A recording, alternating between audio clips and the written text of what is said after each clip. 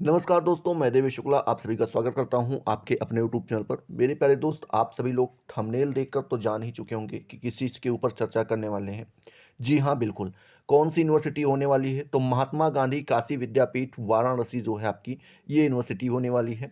Department कौन सा होने वाला है? तो एजुकेशन अर्थात शिक्षा शास्त्र जो है डिपार्टमेंट आपका होने वाला है। किसके लिए होने वाला है? तो एमए जितने भी बालक कर रहे हैं, एमए शिक्षा शास्त्र से, उनके लिए होने वाला है। और जितने भी सेमेस्टर वाइज पाठ्यक्रम हैं, उनके ऊपर हम क्या करने वाले हैं, चर्चा करने वाले हैं। हालाँकि आपको एक चीज़ ये ज़रूर पता होनी चाहिए कि केवल आज हम पेपर नंबर 1 के ऊपर ही चर्चा करेंगे, क्योंकि काफ़ी सारे कमेंट आ गए थे कि सर आपको क्या करना है, एमए फर्स्ट सेमेस्टर शिक्षा शास्त्र के पेपर नंबर तो नहीं बताए थे, बस यही बोले एमए फर्स्ट सेमेस्टर के जो है क्या करना है, आपको सिलेबस बता देना है।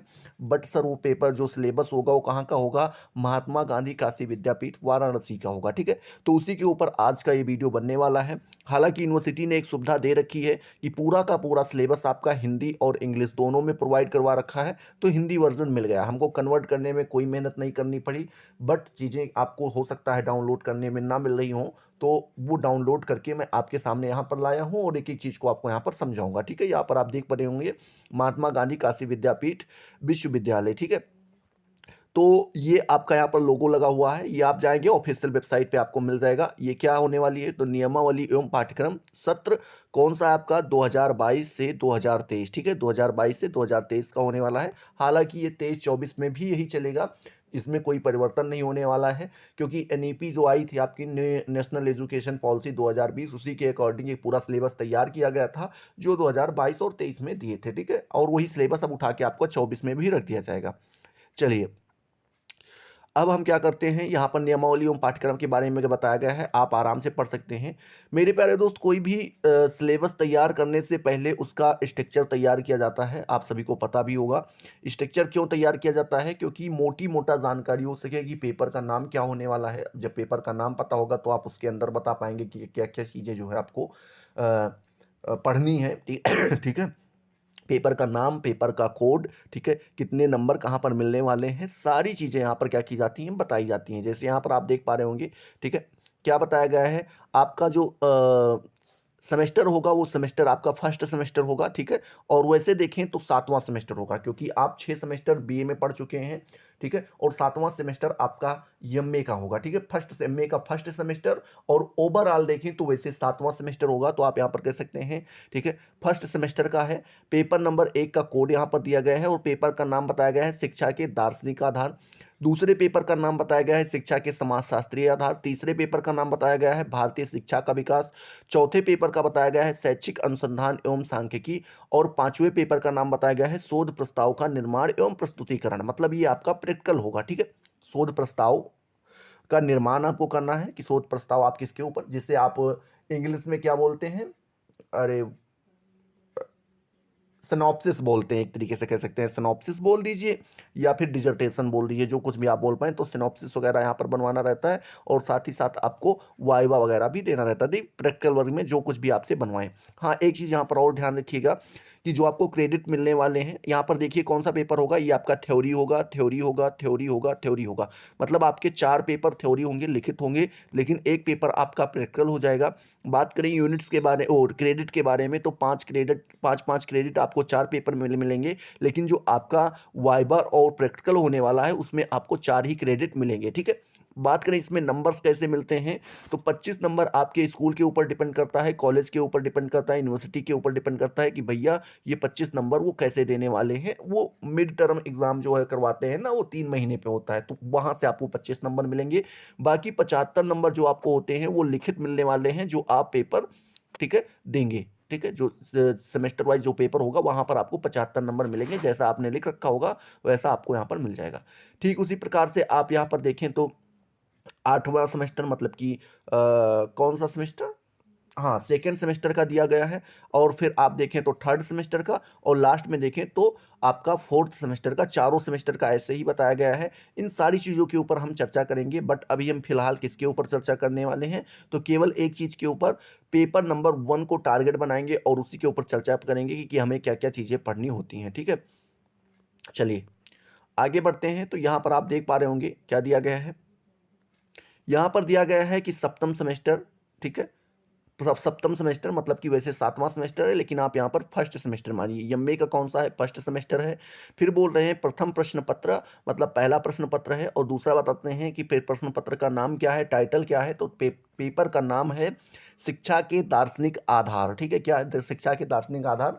हालांकि जो ये वेबसाइट पे सिलेबस आपका जो अपलोड किया गया है, इसमें बहुत सारे टाइप मिस्टेक हैं। आपने जैसे शुरू में शिक्षा शास्त्रा पढ़ा होगा, ठीक है, यहाँ पे पत्रा पढ़ रहे होंगे, यहाँ पर आधार की जगह पे आधार लिखा हुआ है। ठीक है, तो इस तरीके से काफ़ी ज़्यादा टाइप मिस्टेक है, आप उनको ध्यान मत दीजिएगा। जो मैं बता रहा हूँ आप वो आराम से देखते चलिए, सुनते चलिए, आपको सारी चीज़ें समझ में आ जाएंगी। ठीक है, बात करते हैं जब आपका सिलेबस तैयार किया गया, पेपर नंबर 1 का सिलेबस बनाया गया, तो उसका उद्देश्य क्या रखा गया, क्या टारगेट रखा गया कि पेपर नंबर 1 को जो बालक पढ़ेगा उससे हमें क्या चीज़ें हासिल होने वाली हैं। ठीक है, तो क्या बोल रहे हैं, इस प्रश्न पत्र के अध्ययन के उपरांत विद्यार्थी कितनी चीज़ों को जान पाएगा।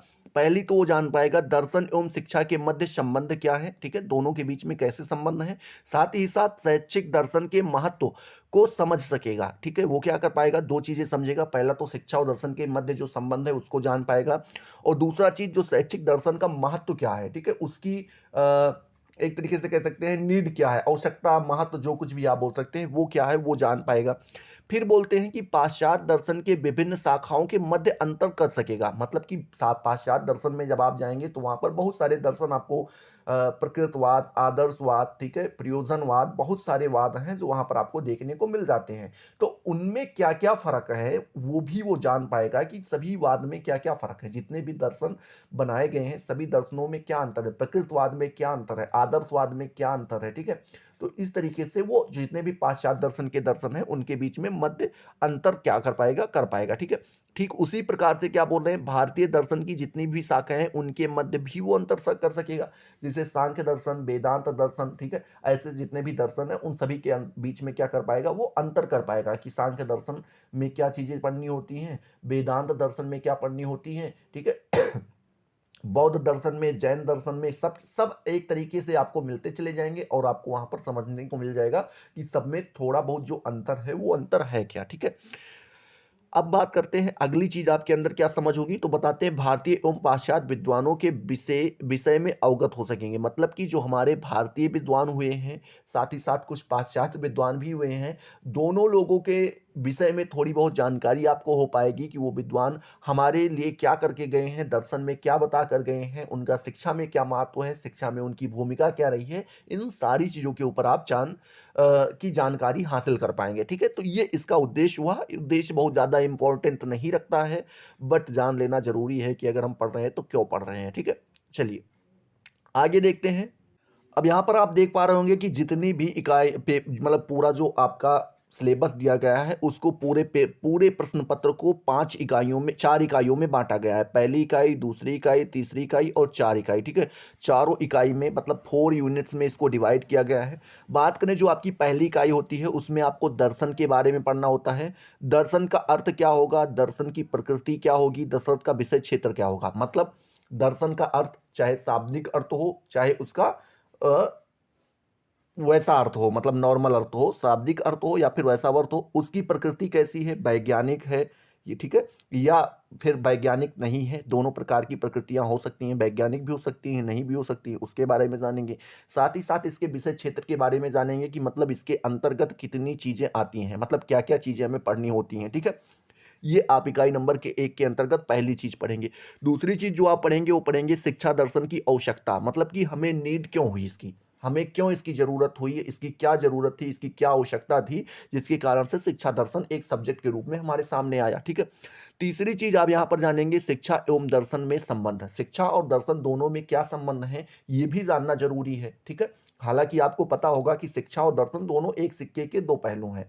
शिक्षा जो है क्या होता है, ये एक गत्यात्मक पहलू है, और दर्शन आपका क्या है, केवल ये गौड़ है। मतलब आप समझ सकते हैं कि जो दर्शन है वो आत्मा है और शिक्षा जो है वो शरीर है। शिक्षा क्या करती है, दर्शन को आगे ले जाने का कार्य करती है। ठीक है, और दर्शन क्या करता है, शिक्षा के अंदर जो जो कमियां हैं उनको सुधारने का कार्य करता है। ठीक है, ये सारी चीजें जब आप पढ़ेंगे तो बृहद रूप से जान पाएंगे।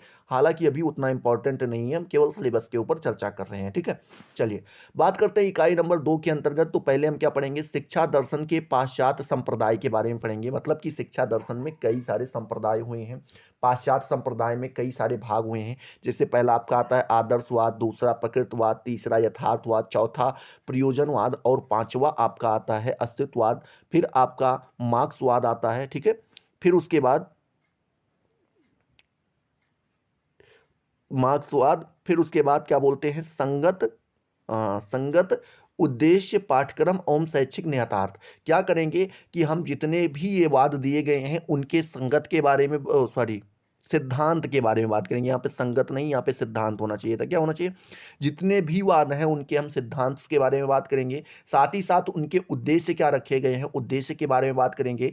इनका पाठ्यक्रम कैसा होता है, वो पाठ्यक्रम के ऊपर भी चर्चा करेंगे। और साथ ही साथ शैक्षिक निहितार्थ, मतलब कि शिक्षा में इनकी क्या जरूरत है, उनके ऊपर भी हम क्या करने वाले हैं, चर्चा करने वाले हैं इकाई नंबर 2 के अंतर्गत। ठीक है, आई होप ये चीजें आपको यहाँ पर क्लियर हो रही होंगी। 2 इकाई आपको समझा दी, अच्छे से क्लियर हो रही होंगी। ठीक है, क्लियर हो रही तो आपको क्या करना है, वीडियो को लाइक करना है, अपने दोस्तों के साथ शेयर करना है। और अगर आपको पेपर नंबर 2 का सिलेबस चाहिए तो आपको कमेंट सेक्शन में आना होगा और लिखना होगा पेपर 2। ठीक है, तो आपको पेपर 2 का सिलेबस प्रोवाइड करवा दिया जाएगा।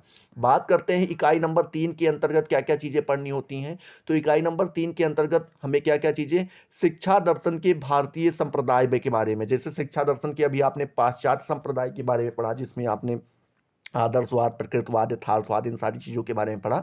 ठीक उसी प्रकार से जब हम भारतीय संप्रदाय के बारे में पढ़ते हैं तो उसमें आपका आता है सांख्य दर्शन, वेदांत दर्शन, ठीक है, बौद्ध दर्शन, जैन दर्शन, और इन सभी के सिद्धांत के बारे में पढ़ेंगे। साथ ही साथ हम इनके उद्देश्य के बारे में पढ़ेंगे, इनके पाठ्यक्रम और इनके शैक्षिक निहितार्थ। मतलब पूरा डे टू वही इकाई नंबर 2 का ही कॉपी है, बस इसमें क्या किए गए हैं, इकाई नंबर 1 में पाश्चात्य दर्शन के बारे में हम पढ़ते थे, और इकाई नंबर 2 में पाश्चात्य दर्शन के बारे में, और इकाई नंबर 3 के अंतर्गत हम क्या करेंगे, भारतीय दर्शन के बारे में पढ़ेंगे। ठीक है, आई होप ये सारी चीजें यहाँ पर आपकी इकाई नंबर 3 में भी क्लियर हो गई होंगी।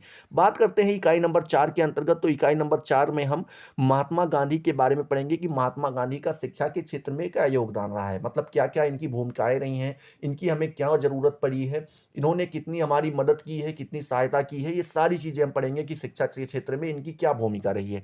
ठीक इसी प्रकार से हम पढ़ेंगे जे कृष्ण मूर्ति जी की भी क्या भूमिका रही है शिक्षा के क्षेत्र में, क्या इनका योगदान रहा है, ये भी पढ़ेंगे। सावित्रीबाई फूले का क्या योगदान रहा है, ठीक है, क्या भूमिका रही है। श्री अरविंद जी का जो है क्या की भूमिका क्या रही है, ठीक है, उनका योगदान क्या रहा है। विवेकानंद, टैगोर, ठीक है, उसके बाद वालस्टन क्राफर्ट, ठीक है, वालस्टोन क्राफर्ट, ठीक है, वालस्टोन क्राफर्ट के बारे में। उसके बाद नेलोंडी सिंह के बारे में, ठीक है। उसके बाद पलो फेरे का शिक्षा योगदान में क्या रहा है। मतलब यहाँ पर ये जितने नाम आपके दिए जा रहे हैं ये सारे नाम गड़बड़ दिए जा रहे हैं, ठीक है, इनके ऊपर आपको ध्यान नहीं देना है।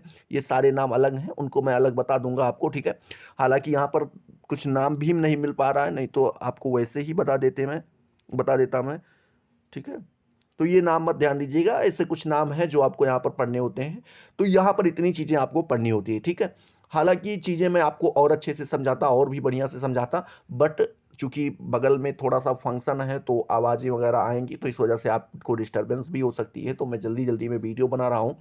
और आप यहाँ पर एक चीज़ ध्यान दीजिएगा कि अध्ययन ग्रंथ मतलब किन किन चीज़ों को आप पढ़ सकते हैं। तो यहाँ पर बताया गया है चतुर्वेदी सीताराम, ठीक है, 1970 में शिक्षा दर्शन नाम की एक पुस्तक उनकी पढ़ी गई थी, जो हिंदी समिति में है, सूचना विभाग लखनऊ, हिंदी समिति शिक्षा सूचना विभाग लखनऊ में आपको छपी थी। वहाँ पर आप ये सारी चीज़ें पुस्तकें पा सकते हैं, ठीक है। ऐसे ही पूरा आपका यहाँ पे बुक का जो है ग्रंथों का नाम दिया गया है, अगर आप चाहते हैं तो उनको आप आराम से डाउनलोड कर सकते हैं। बाकी दूसरे प्रश्न पत्र के बारे में अगर आपको जानना है तो कमेंट में पेपर नंबर 2 लिखना होगा। वीडियो पसंद आया तो अपने दोस्तों के साथ शेयर करो, वीडियो को लाइक करो, कमेंट सेक्शन में जरूर बताओ वीडियो आपको कैसा लगा, ठीक है। मिलते हैं अगले वीडियो में नए जोश नए टॉपिक के साथ, तब तक के लिए जय हिंद, जय भारत।